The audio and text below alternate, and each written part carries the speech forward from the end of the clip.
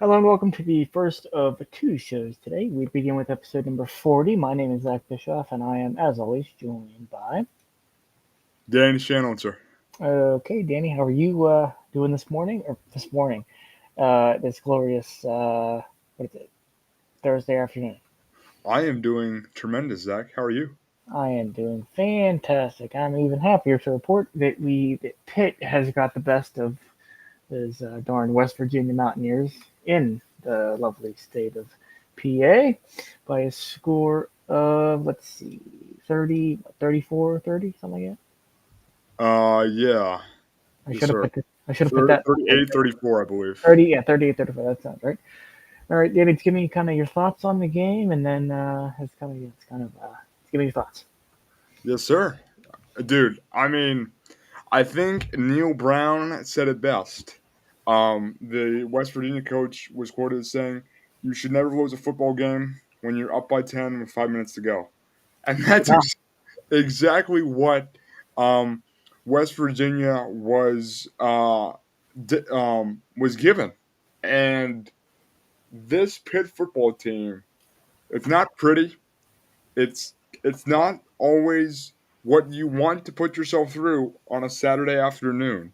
But man, oh man, do we find a way to really just buckle down. When we had to have it, Zach, when we had to have it, we were able to respond.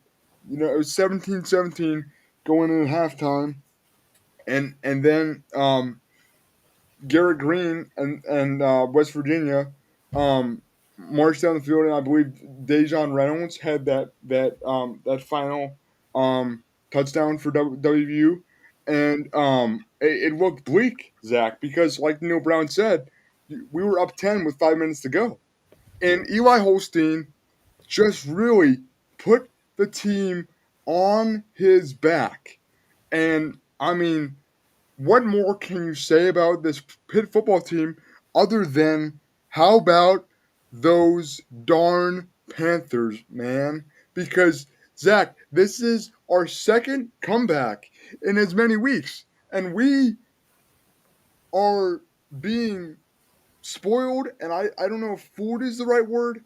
I think fooled is the right word, Zach, because from where we were last year, we have as many wins through 3 weeks as we did through 12 last year, Zach. So I mhm. am really kind of waiting for the April Fool's joke to play out here. But it's not playing out, and I love it.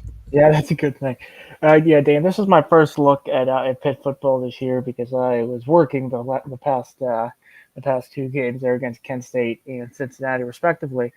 Danny, give me your thoughts on true freshman quarterback Eli Holstein, who went 21 for 30 for 301 and three touchdowns. Yeah, Zach, I think that we have a special player when we look at Holstein. And I think that he is a guy, redshirt freshman. He was a freshman in Alabama and then transferred. We found, I think, a diamond in the rough for Pitt football. Now, I obviously I think he's showing that he probably could have started as a true freshman anywhere else except for Alabama, where the best quarterbacks go, and you have to really wait a couple years to earn your spot. So I'm glad for him that because of his personal development that he decided to go to Pitt, because I think that he has been a ray of sunshine for us. Just these first three games, and I think the thing that I see with this offense, Zach, that I didn't see when Frank Signetti was the coordinator. I just see explosive plays, and I think that I just love the way that Cade Bell has gone about um, using what we have to have the gain the results we have. Because I thought that Gavin Bartholomew's catch over the middle, I think on that game winning drive, I really think that those were the type of plays that we like need to see consistently, and those are the type of plays that good offensive coordinators consistently draw up for their players. And what I like so much about Eli Holstein, Zach, is that he doesn't overcomplicate it.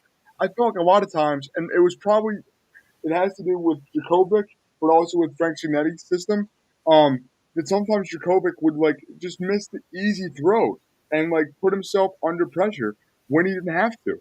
And I think Eli Holstein has just been really solid, really efficient. And I think my one knack on him is that I would love to see him did the offense not sputter so much. Um, in the first half of games, Zach, what do they always say? It's not how you start, it's how you finish. And we have finished tremendously these past 3 games. Might I mention that is also Danny's mantra. He lives by those words each and every day that he is on this earth. Yes, Uh, sir. Danny, talk to me about the officiating that did cause Pat Narduzzi and Pitt to get fined. Pitt was fined $5,000 for comments regarding the officials post game made by Coach Pat Narduzzi, saying, "quote," and this is from Sports Illustrated. Quote, "some of the calls we got, the late hit out of bounds, they catch a ball with a hand in the face. I've never seen anything like it. Wow, I mean, we beat West Virginia in the backyard brawl, and we beat the officials too in one game," end quote. Can you give me your thoughts on that and just the general officiating? Yeah, Pat Narduzzi is a lot of things. He is not passive when he thinks that there's something is wrong. He's Um, very blunt. he is very blunt, and I, I, I, I respect him for it. Sometimes I think that Pat Narduzzi's a little bit, maybe can get too animated sometimes. But I mean, that's you got that's why you play these games, and that's why he's the coach of Pitt football because he cares about the team, and I think he shows that with his comments. As far as the officiating, Zach, I similar to what I said on the Steelers recap when they put it the Falcons and we had some real calls go against us, especially that defensive hoarding on that punt um with Miles Kilbrew. Like Mhm. I think these stories would be a bigger deal had we lost the game. And I can't say enough. Like obviously, I think WVU got more calls than we did. I think everybody would agree with that, and especially that one pass interference when even our receiver made that play in the back of the end zone. I mean, first of all, that was a great throw by Holstein and a great catch by the receiver there. But like it just to me that kind of speaks to Pitt's toughness so far, just in playing WU and in a game like the backyard ball. I think it just speaks to their toughness. But I also think that Pat Narduzzi was right to say that because I do think there were some missed calls for sure. Mhm. And I think that I think it would just be a bigger story had we lost the game. And I'm really glad that we're having this conversation with a win in the column as opposed to a loss in the column. Yeah, Danny, the one call that really confused me. Now, mind you, I'm listening on the radio side when this is happening, Mm-hmm. but the one where Holstein had to leave the game for a play. Was it his helmet got pulled off, something like that, and actually sophomore quarterback Nate Yarnell had to come in. He actually led the team on that game-winning drive at the end there. Yeah, Or he got pulled into concussion protocol. It was something. It's kind of yeah, I didn't see that on myself. I was in the car at the time, um, but it was kind of confusing. I'm like that kind of confused me a little bit. Like, oh, what the hell. But Danny, moving on, what was the turning? What would you say? What is the turning point in that game there? yeah. I think when Brandon George had that blocked punt, I think it was midway through the third quarter or at the end of the third quarter when he had that blocked punt. Um, I knew that it wasn't going to be easy because we were still down. But him giving us that short field in that situation where we're only being down 10, yeah, I think that to me made me think like, oh, we got some life here because I can't I don't know. I'm not a football coordinator, special teams coordinator, or anything like that.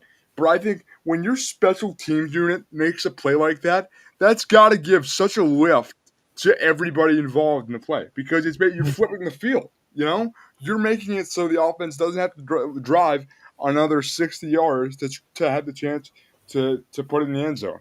So that blocked punt by Brandon George, I would say, was a turning point for me just because of what it made me kind of think of the possibilities as soon like um when we eventually were able to come back. That kind of ignited that fire. Well, okay, maybe we have a chance here. Yeah, yeah. I don't really have an answer to that question because I did not see any of the game. In fact, I don't think you did either. I think we were both at hockey practice at the time. Yeah, that was. Um, I mean, and Zach, I gotta say too. did you So did you here's tape it though? Did you tape the game? Because I forgot to tape it. what's yeah, I Which did is tape the why game, we which is and why we delayed this podcast. We wanted to do yeah, this podcast a week ago. yeah, you're right. No, I'm glad we had some time to digest everything. And Zach, I mean, just when we talk about the way that Pitt finished the game, Zach, Hmm. like, I mean, I was talking to some people who just 10 out. I asked the Pitt score, and they're like, "Oh, it's over. Pitt's losing." And I'm like, "Oh man." So then I I go and get a chocolate milk, and I realize Pitt's on the TV and they're driving. And Zach, that's when Eli Holstein. This is what he's going to be remembered for, Zach. You know what I mean? Hmm. He led Pitt down after a tremendous defensive stop because WU was too conservative, and he put the ball in the end zone. And that is the type of stuff that Pitt legends do. We are not defined by what we do against Kent State. We are defined against what we do against West Virginia. You know what I mean? So like, Hmm. no matter what happens the rest of the season, I hope we go undefeated in ACC play and maybe make a run at the college football playoff. Because never forget that Kenny Pickett's fake slide was only a couple years ago. So there's something in that Pitt DNA. Now I'm not suggesting our defense has gotta we've gotta I gotta settle down because our defense gave up um, 24 points to Kent State, which is Hot take alert. 24 too many. But Zach, I was just so I just feel like this is the type the West Virginia game, the way Eli Holstein and just the entire offense made plays. That's what I'm gonna come back to, even when we get into to conference play this week or next week, when we play the likes of UNC and Syracuse. Like I'm gonna come back to this WU game either way because if it's not a great season, at least we beat WU, and if it is a great season, I think this really ignited that fire in us. All right, Danny. Moving forward on to next week, we play Youngstown State to finish out the non-conference part of the schedule, and this, with a win, would be the first undefeated non-conference schedule for Pitt, and I believe program history. So, Danny, what are your tips to win against the likes of Youngstown State? Yeah, I think that. And also give me your prediction at the end of it. My apologies. Yeah. Okay. Yeah. That cool. I'll start formulating that now. I think that um, when the Panthers take on the Penguins, which sounds like an NHL matchup, but it's actually a college It football does. matchup, which is pretty cool. When the Panthers take on the Penguins, I think the biggest key to victory for the Panthers is going to be a a strong start, right? Because we have had two really lackluster starts, and we've really rallied, as we've said, in those past two second halves. But I would love to get off to a good start. Holstein swinging the ball around to Kanante Mumfield, and just getting guys involved. I also look for the play action game to be a big key because I really love when um, Cade Bell does some play action rollouts and everything like that. So I think the biggest key for Pitt's going to be a strong start.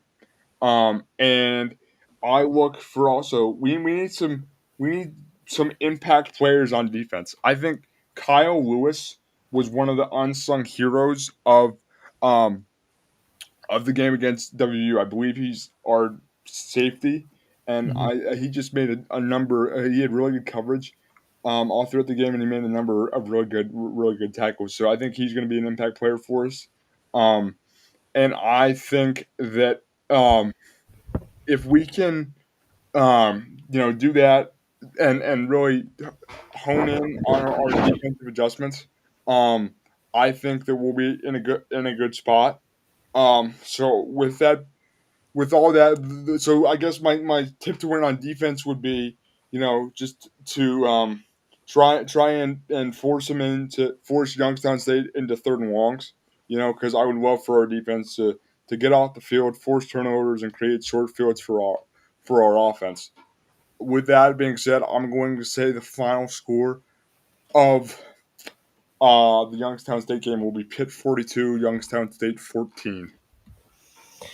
All right, Danny, I'm going to say the final score is going to be Pitt 35, Youngstown State 7. Danny, your closing remarks on the first of two shows, only one of which you will be present for. Yes, I wish that I do have another co-host lined up. yes, I'm To do both excited of to tune in do not do, with do not you and mention his name. our co-host here. Yes. Um, so yeah, man, I'm sorry I can't make it to tonight's podcast because I'd love to do 2 days, but just like in football. But anyway, I am just I'm coming to you as a really happy Pitt fan because um, last year was really tough. Like our we had 3 wins all of last year. We stayed with Phil Dracovic for way too long. He I, did. I felt like Wasn't he was in a tight end for a while last year, was he not? he was trying to do Or some. rumor? Yeah, he was rumored to be Yeah, and trying to then trying to play tight end. Keaton Slovis didn't really work out because he transferred again, and all of that is to say, I think we're in the midst of a new era of this Pitt football team. I think that I have just been really impressed with Desmond Reed, Eli Holstein, Kanante Munfield, and the entire Pitt offense really because and Cade Bell, our offensive coordinator. I've just been impressed by them because I think that they're finding things that work and they're putting our players in a position to succeed. Um, so I am very excited to see what the future brings, especially on Saturday against the Youngstown State Penguins, Zach. And Danny, before we go, your thoughts on your prediction, excuse me, on the Steelers and the home opening matchup against the Uh, Los Angeles Chargers. yeah, that's a great closing question, Zach.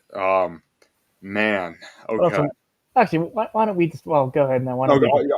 What's why up? don't we talk about the game after that? Yeah, do that and then just talk about the game first. Yeah, no, I mean, I think the Chargers will be a big test for us. I don't think it's a secret that our offense has struggled as of late to put up points again. I mean, the Broncos game was just I loved Darnell Washington, Mount Washington getting involved with and that was a great play and fake to Harris and then that rollout to just for Justin Fields. That was great. But I think that this game, I mean, the Chargers defense has been pretty solid. They're also coming in at 2-0.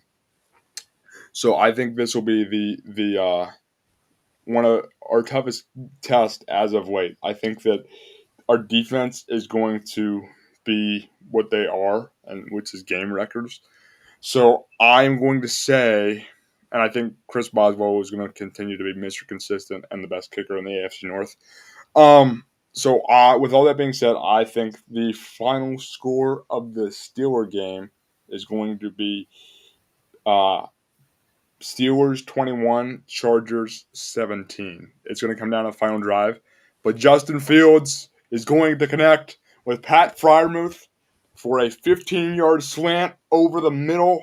And Pat Fryermuth is going to walk untouched into the end zone because of a great play by Broderick Jones. Broderick Jones is going to make the game sealing block. Now, Zach, you were probably shaking your head. Holding offense number 77. Yes, I know. We all groaned. I was one of the loudest groaners hearing Broderick Jones's number on You 3 don't, straight plays. you don't hold a candle to me. Yeah, no, I think you are another strong dissenter of that knowledge. That was an interesting expression. Yeah, Uh, we'll talk about that one later. yeah, but I think Broderick Jones. I don't want to say I don't think he's a bust yet because first off, we haven't played him in his regular position, and he's freaking rotating all the time, which I don't like. I don't like that either.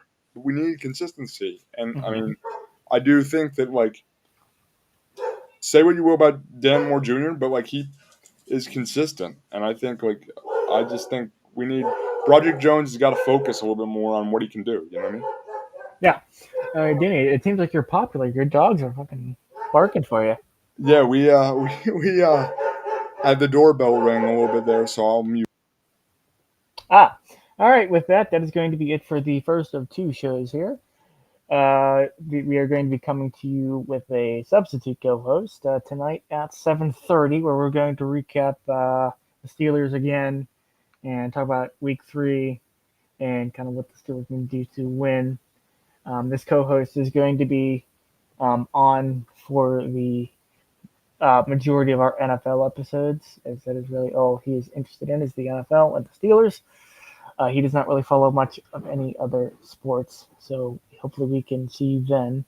And as we wrap up the first of two shows here on the Local Lowdown podcast, thank you all for watching. Thank you, Dana, for your time and attention and effort into producing this wonderful show.